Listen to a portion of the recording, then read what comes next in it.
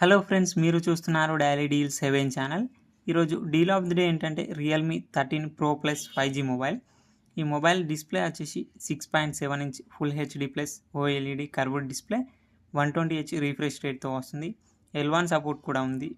Amazon prime, Netflix HD క్వాలిటీలో చూడొచ్చు. Sound విషయానికి వస్తే స్టీరో స్పీకర్స్తో వస్తుంది. సౌండ్ లౌడ్గానే ఉంటుంది.